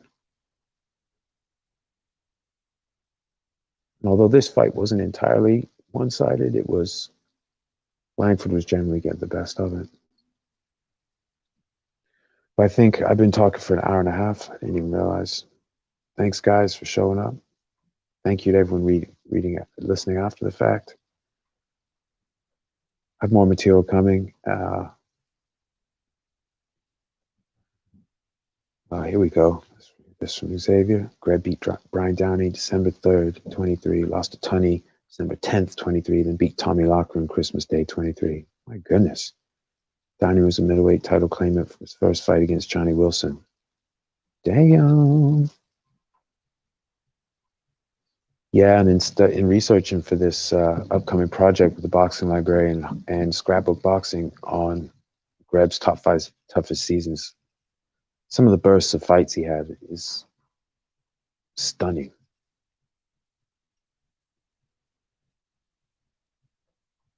I just got to leave that up. That's absolutely insane. December 10th, 23rd, 25th. Goodness me.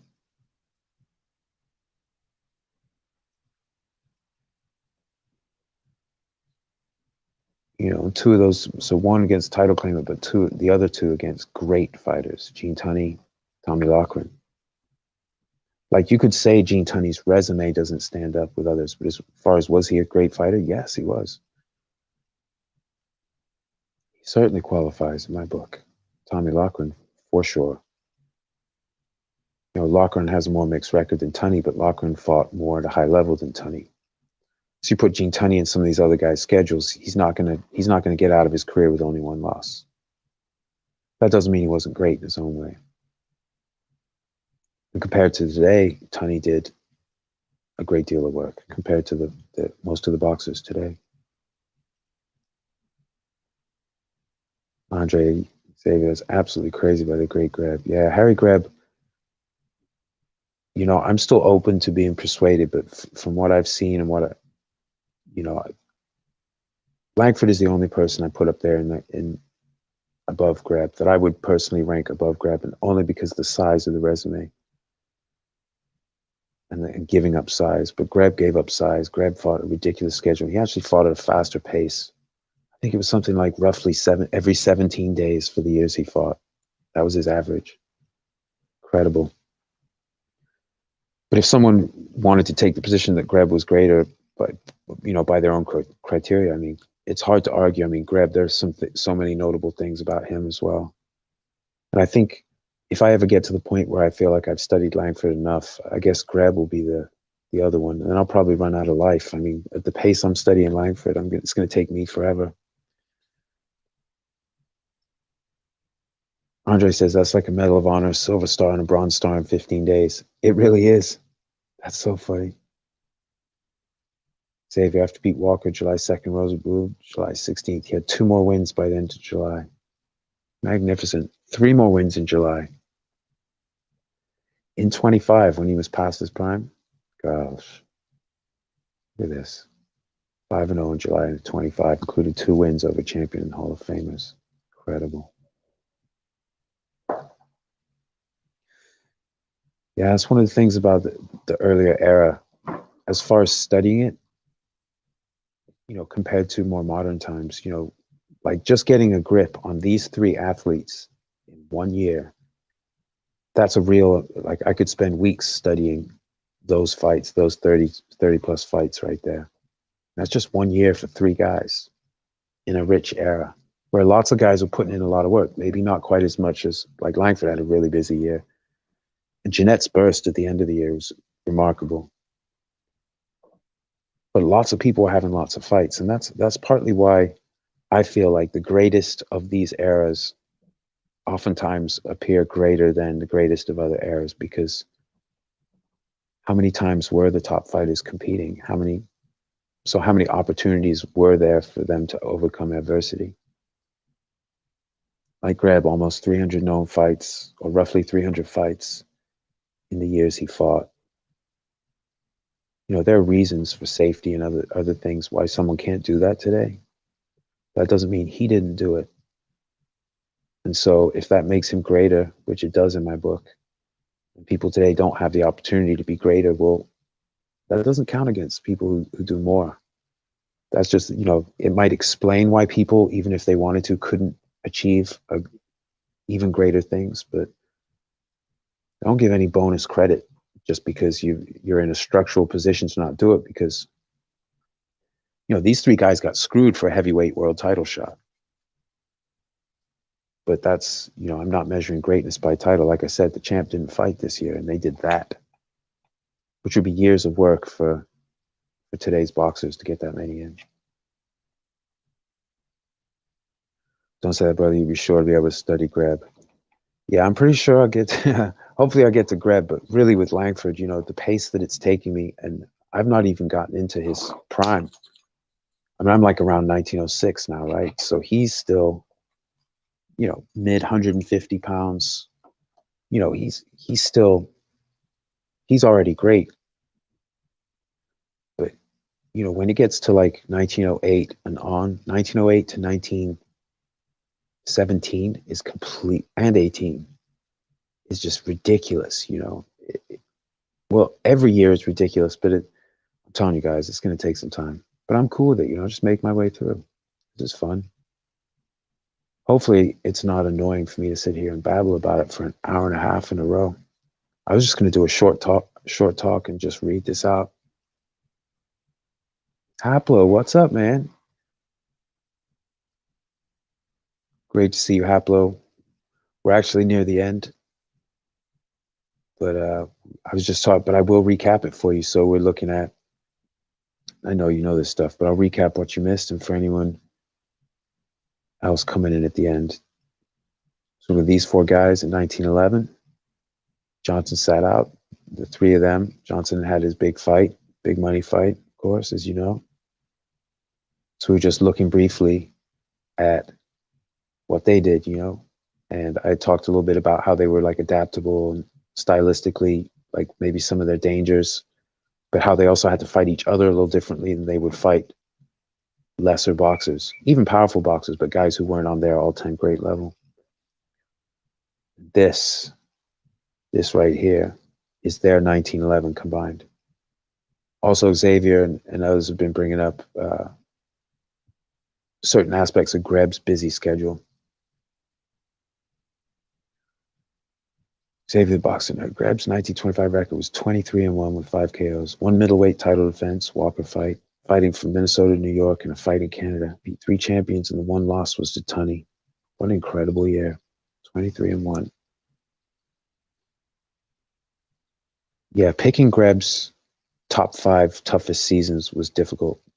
It would have been easier for me to pick his top 5 greatest seasons, where you just look at what the most he achieved, or the most top level fighters he beat. But he faced a lot of adversity. But I can say that 1925 was one of those.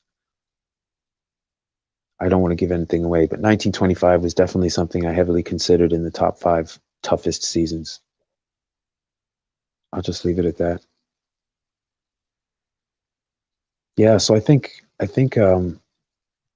did cover this, at least touched on these fights. We didn't really get into who some of these other guys were. Some of them I'm not actually familiar with.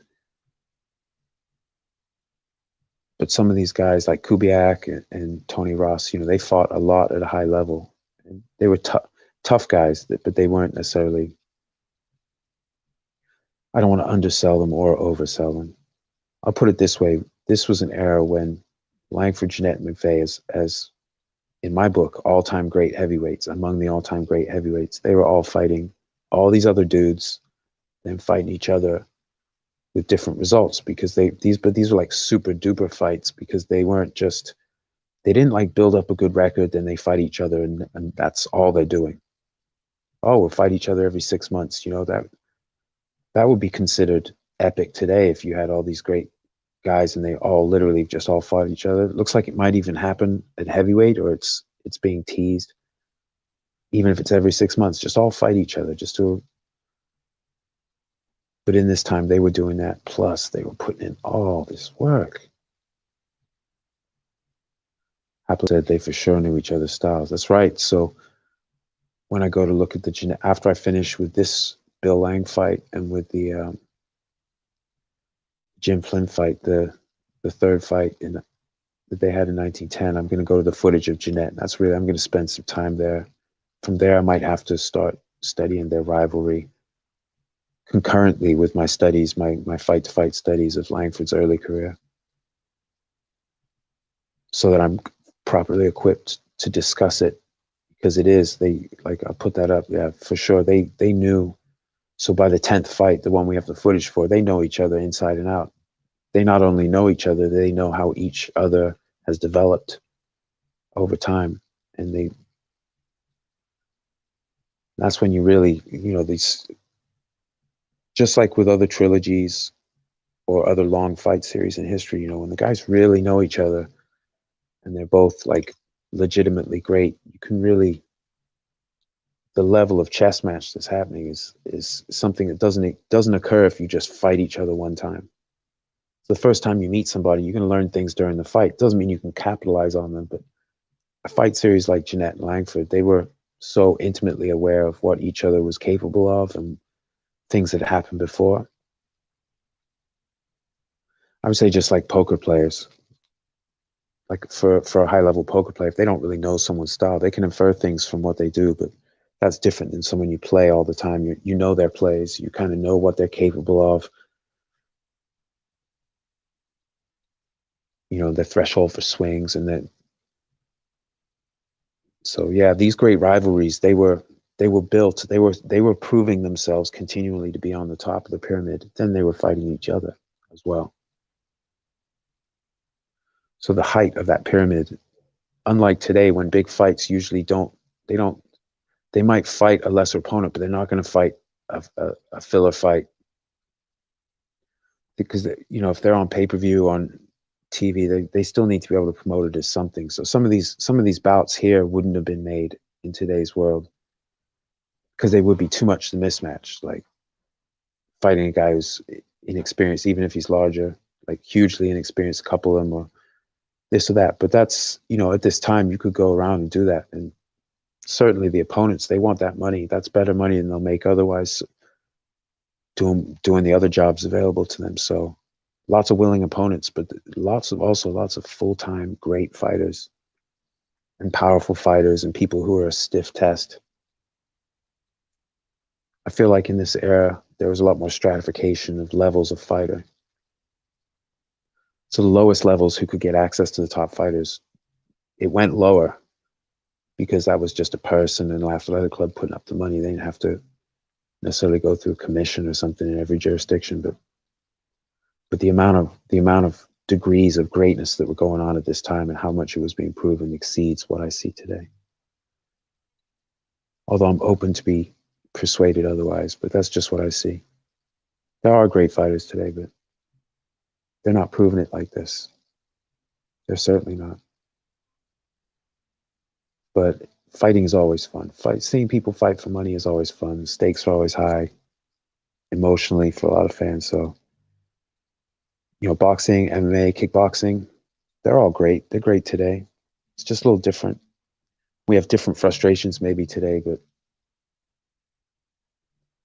they've always existed. It's never been easy. It's never been easy organizing how people fight for money and making sure people don't get avoided. I mean, it's impossible. But the way that people avoid things, it's just different today. That's all.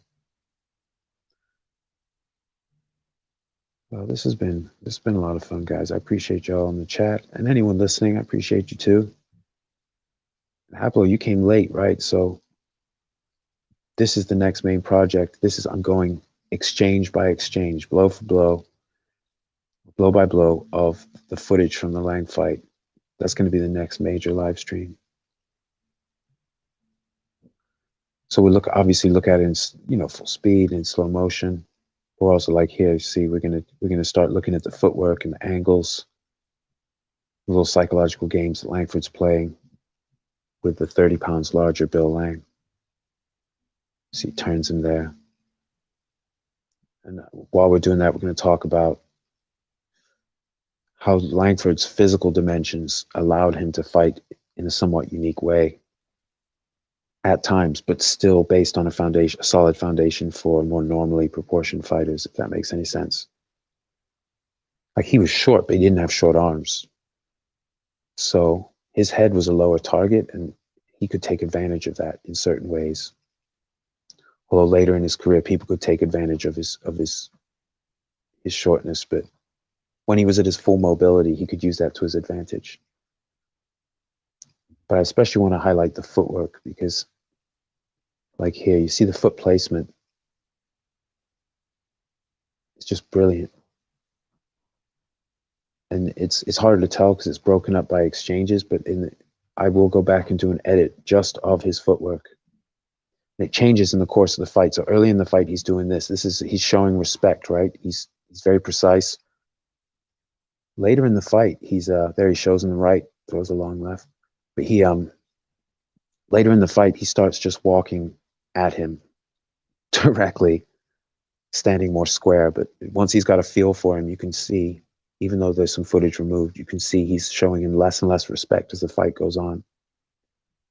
I just thought it was interesting. Like he ratchets up the pressure as far as Lang is circling. Like Langford is sort of not toying with him, but early in the fight, Langford's showing him a little bit more respect. But as it goes on, it's crazy. Do the Harry Greb fight season. I'd like to supply images of his fights in the ring. Oh, please do.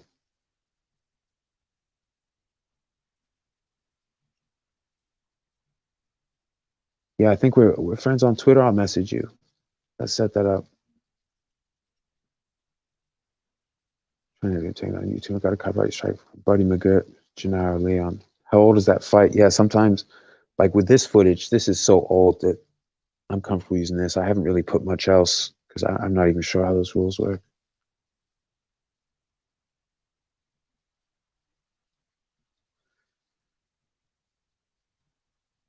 Yeah, Xavier, let's talk about, be careful, don't get your account nuked. But yeah, I would love to get some. I've got some images to grab. I've got a folder of images, but I would love to get some more. I haven't collected them the way I've tried to find Langford pictures. So I'm coming up, man, hour and 47 minutes. It's flown by. Appreciate you guys being here.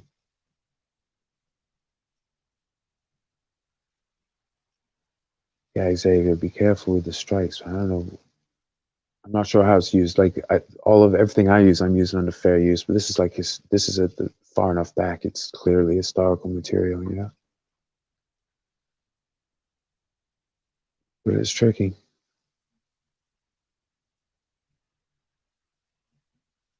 So anyway, so there, I think I pretty much made the main point I wanted to make, and then done a whole bunch of babbling. Otherwise, but yeah, these guys were fighting the crazy schedule, but they were still having the big fights. Like sort of close out the year, Langford and McVea fought again in to begin their Australian series. I think that's a picture from it from that December. You know, I think it said on BoxRec there were about 15,000 people there, but I could be wrong, could be mistaken. In a big fight, but you know, not only was boxing important culturally, in the markets it was important, and it was very important. But also, this was super high level. These guys had beaten up so many people. They were at mythical levels of appreciation. Now, by the end of this series, the last fight was a little, I think it was the last fight was more lackluster, but at least this, when they first came in and fought each other, interest in the first several fights was tremendous because of how important boxing was and also how important they were within this rich era. These guys were serious. These guys weren't just, you know, they were notable athletes, not just notable boxers.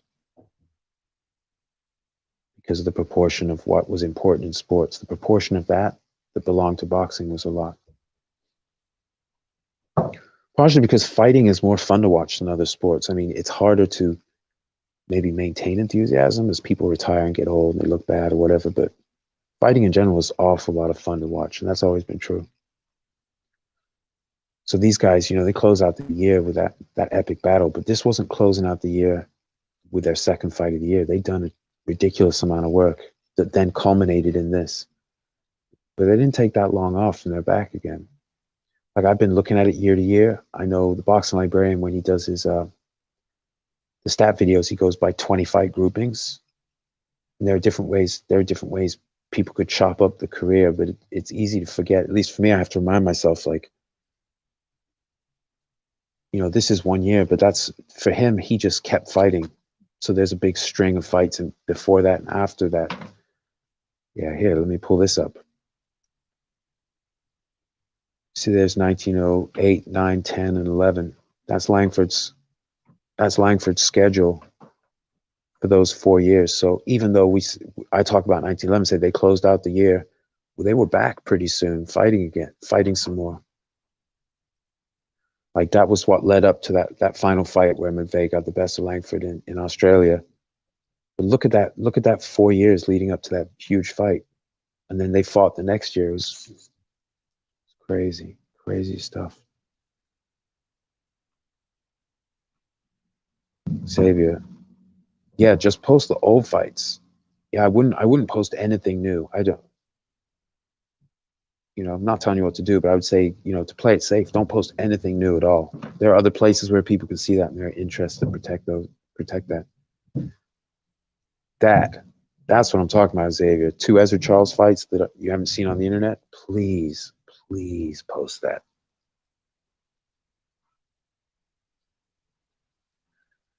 That's an interesting take. Xavier, as a fan only since 2017, I'm excited to see fighters get old and beat up in real time. Watching Pacquiao's last fight felt surreal. That's a really good point. Let me think. Yeah, when I was really starting to get into combat sports, which wasn't probably till like 05, 04, 05, that I was really getting, like, I was like, oh, this is the best. When I had a great passion for it.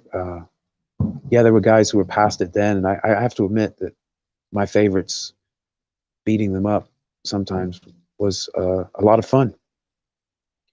At the time I didn't. Now it's like, now some of my favorites have gotten old. Now I probably have a different view of it. But yeah, that's a really interesting take. Well, Xavier, to have only been a fan since 2017, you're doing great. You really are. But look at this, Langford. So like that's the 4-year run leading up to that final fight, the red down there at the bottom, with McVea in Australia. They'd already met, of course, but as far as for the Australian fans, that was what Langford was. Langford was this machine of destruction. And so was McVea. McVea had come in and done well, beat Lester, stopped Lang, then stopped Lester in the second fight, I believe, if I'm remembering. So them fighting each other, this was top shelf entertainment. And the fact that Johnson had the belt, like people wanted to see Johnson actually lose the belt, like fight for the belt. But a lot of people wanted that because they believed that one of these two guys was the best. It needed to be formalized with a fight, but a lot of people were of the opinion that, like, it wasn't universally accepted that Johnson would retain the belt if he fought these guys. There was a lot of pressure on him to fight them, but there was a lot of money opportunity for Johnson to fight other people, so it became what it was. But looking back at it, measuring the greatness, I'm not giving, like I said, I'm not giving out bonus points for money, business, or just being able to afford to not fight a lot. I'm just looking at how much they fought. And this year really jumped out at me, even beyond studying it for my series that I'm doing on the Langford versus Bill Lang fight.